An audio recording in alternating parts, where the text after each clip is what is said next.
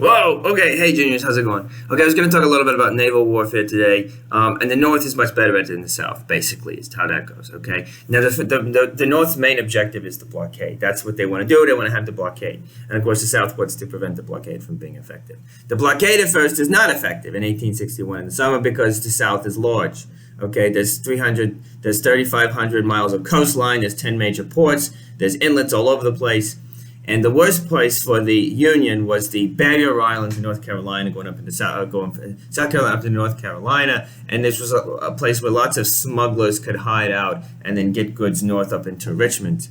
Okay, and they would go up to the Barrier Islands, and then they get up to Roanoke Island, that place where the colonists disappeared a long time ago, and then they get up from there up into Richmond. Okay, all right. Well, the Union, the first thing they're going to try to hit is the Barrier Islands, because there's all these little forts in there, these little pirate forts, because of the pirate, they're the people that are smuggling the goods and making money off of the whole thing. So they are, that's where they're going to hit first, okay? And they wipe out a bunch of these pirate forts in the summer of 1861. That's a big victory for the North coming in the aftermath of Bull Run. They needed a little victory there. And then a couple of other victories follow. Another one, there's one at Ship Island off the coast of Mississippi. This is down between Mobile and New Orleans. And Confederates just kind of abandoned it. Another big victory was at Port Royal Bay in South Carolina. This was the best bay in the South. And there was all sorts of plantations all around it. Now, initially this had meant to be a joint sort of Union Navy and Army initiative. But a big storm had hit the fleet. They were sending 17 warships down to attack Port Royal Bay, South Carolina, along with 12,000 infantry, 600 Marines. Well, the storm hits. This fleet gets scattered, and some of the transports carrying the ammunition sink. So the troops are not going to go for it. It's only going to be the Navy. The Navy has to do it by themselves. This is November of 1861. Well, the Navy wins a big victory at Port Royal by itself. They're attacking forts along the coast of Port Royal Bay. And so the Confederate defenders flee the forts. The civilians in the area flee, the white civilians. And you have all these abandoned plantations and 10,000 slaves. And so the slaves become what they're called contraband. It's legally the term is because their union is confiscating the property of rebels. So what that means in effect is freedom for the slaves because they are going to be freed. So they receive education. They break up the plantations to provide the basis for free labor in the South in these plantations here in South Carolina around Port Royal Bay. All right. The next day, Robert E. Lee comes down to Savannah. He's the newly appointed commander of the South Atlantic Coastal Defenses, and he doesn't like this job because he knows the South really has no advantage in the Navy. Okay. There's another really big victory in, I guess it's in 1861. I can't remember exactly, but Ambrose Burnside. He was at Bull Run. He was in the Union side. He goes back. After Bull Run, goes back. He's from Massachusetts or Rhode Island. I can't remember. Goes back and gets together a group of guys who are good at shipbuilding or whatever, or naval maneuvering or whatever. And so he's leading a flotilla of boats down the Atlantic coast with 12,000 soldiers. Their goal is to attack forts along the Atlantic coast. And they are the ones that get Roanoke Island, which was crucial for the smugglers getting goods up into Richmond, the capital of the Confederacy. And that was a really big victory because they lost only 264 men, but they captured this island, basically really crucial to the smuggling thing. And along with the island, over 2,500 defenders, Confederate defenders. Okay.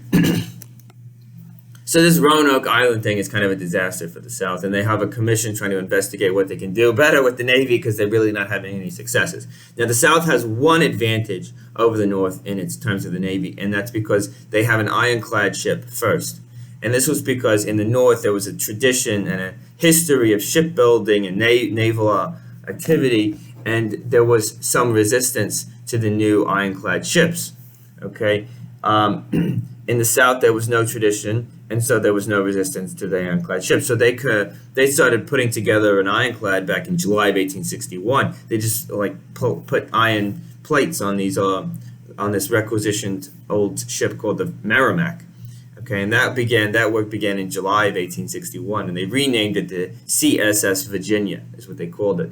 Now it was terrifying to the North because the South had it and they didn't, and it had weak engines and awkward design, but so ultimately it was going to be very difficult to maneuver. So it wasn't a great design, but it nonetheless was the first ironclad.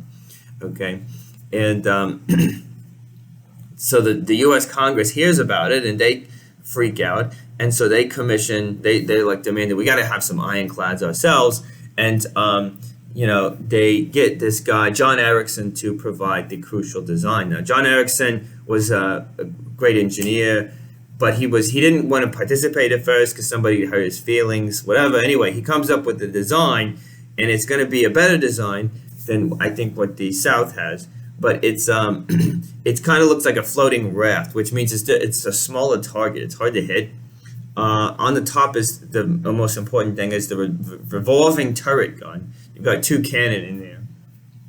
It also is a little bit easier to maneuver because it doesn't sit as low in the water as the Confederate ironclad. So Erickson gets the design contract, but they're worried about it. So they say, if it doesn't work, you got to give us back all the money, $275,000. Okay, so March 8th is the day the ironclads are finally ready. So the CSS Virginia is steaming out of Norfolk. They think it's like a test run, but they run into 4 ships at the mouth of the James River. And so at Hampton Roads, you have a bunch of the Union fleet down there trying to, participating in the blockade. Well, these are old traditional wooden ships. And so 4 of them are blocking the mouth of the James River as the Merrimac/Virginia is coming that way, and they don't stand a chance against it. So 2 of them sink. A third one kind of runs aground, and the Merrimac is pursuing it, but it's too shallow. It can't get in there, so it says, okay, we'll just do it later, so it goes back. Okay, well, this is panic in the North because all the wooden ships, all the traditional ships at Hampton Roads, there's a bunch more there, don't stand a chance, they know now, against the Merrimac/Virginia. Okay, so they're worried about it. So luckily for the North, though, the Monitor, the ironclad designed by Erickson, gets down there that night, and it nearly sank on the way because it hit a storm, I think somewhere up the coast of Brooklyn. But the next day, the Monitor and the Merrimac fight for 2 hours. It's basically a draw. Both sides think they've won.